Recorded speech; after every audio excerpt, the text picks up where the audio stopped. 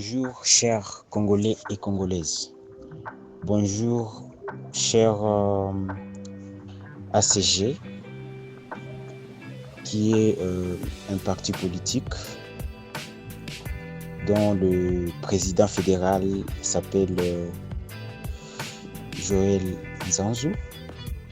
Le président fédéral du Nord Kivu, il s'appelle Joël Nzanzu. Moi qui vous parle, je m'appelle Mouindo Mouniou Nicolas. Je suis son directeur de cabinet sur des questions politiques, projets, en même temps son porte-parole. Nous avons organisé ensemble un grand débat, une conférence où le thème est intitulé pour ou contre les changements, la modification et la révision de la Constitution. Et pourquoi? C'est 31 janvier à 20h juste, heure de Goma. Nous serons avec notre invité, le docteur Dadi Saleh, pour qu'il nous parle pendant 7 minutes max sur ces grands sujets pour ou contre les changements, la modification et la révision de la Constitution. Et pourquoi? Bienvenue chez nous, chez vous. Bienvenue, chers Congolais et Congolaises. Bienvenue.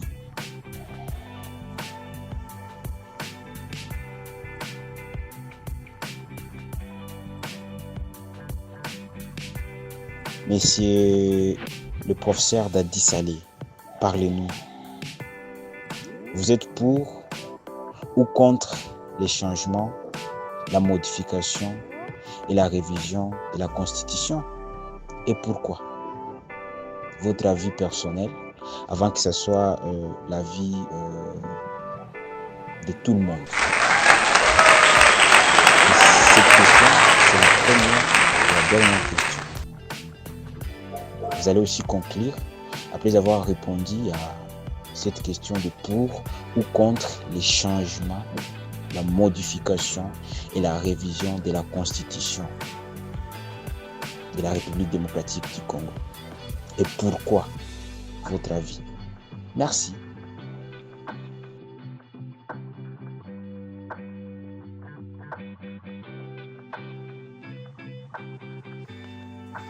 Merci, Monsieur Nicolas. Votre question, c'est pour ou contre les changements, la modification et la révision de la Constitution. Et pourquoi? Je pense personnellement que quand une maison est en train de brûler, la maison, c'est notre nation, la nation qui n'appartient à personne, qui appartient à tout le peuple congolais. La nation, ce n'est pas le président Félix Tshisekedi, ni le sénateur Avi Kabila, ni Moïse Katumbi, ni Fayoulou, ni l'Église, ni qui que ce soit. C'est pour nous tous où nous avons plus de 83% des Congolais qui vivent surtout en deçà du seuil de pauvreté. Donc on est vraiment pauvre, où nous avons plus de 200 groupes armés de part et d'autre. On a les Rwandais, l'Ouganda qui nous attaquent d'une façon directe. On a les Katakatanga, on a les Mobondo, on a toutes sortes de problèmes où le président de la République a reconnu que la justice est malade, en coma, et qu'effectivement, les entreprises du portefeuille ne se portent pas du tout bien. Au fond, nous tous nous reconnaissons que ça ne marche pas malgré des efforts fournis de part et d'autre. Je pense pour moi, quand la maison est en train de brûler, la question n'est pas de se poser est-ce qu'on peut mettre des carreaux ou bien est-ce qu'on peut arranger la toiture ou bien nettoyer le salon. Là, c'est un peu du côté de la majorité. Nonobstant ce qui se fait, je pense que chacun peut se poser des questions. Moi, en tant que panafricaniste, quand la maison brûle, est-ce que c'est le moment d'échanger des carreaux ou bien de mettre la toiture? Si nous prenons du côté de l'opposition, quand la maison est en train de brûler, pensez-vous que ce soit nécessaire de penser ou bien de constater peut-être pour certains que non, le papa de la maison, qui est le président de la République, est ivre ou bien serait ivre ou bien ne serait pas en train de donner la nourriture aux enfants ou bien ne fait pas ce qu'il faut et les crier en haute voix. La même chose avec le mouvement citoyen, la société civile, etc. Quand la maison est en train de brûler, pensons-nous que dire que c'est lui qui a mis les feux est coupable, c'est suffisant? Moi, professeur docteur Dadi Saleh, je pense que je suis dans le cadre de, d'un leadership de l'unité, où pour l'instant nous devrions éteindre le feu et que c'est ça la question la plus importante.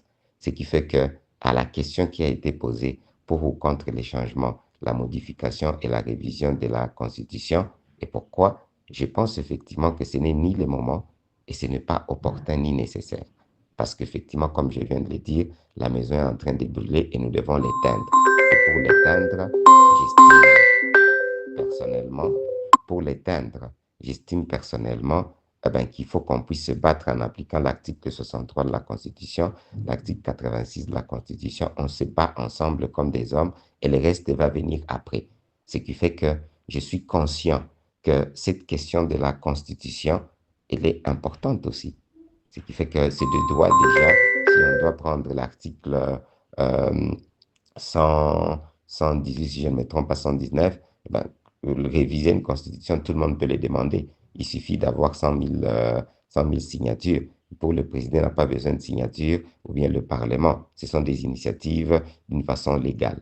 Pour les changements, ça peut se faire par la rébellion, ça peut se faire parce que ce n'est pas prévu pour une loi sa propre destruction, mais c'est prévu sur le plan naturel et sur le plan scientifique d'une façon ou d'une autre. Donc, pour l'instant, pourquoi changer? Chacun peut donner ses arguments. Je vois que les gens sont plus en train de faire déjà campagne pour les changements de la Constitution et d'autres font déjà totalement campagne contre les changements de la Constitution.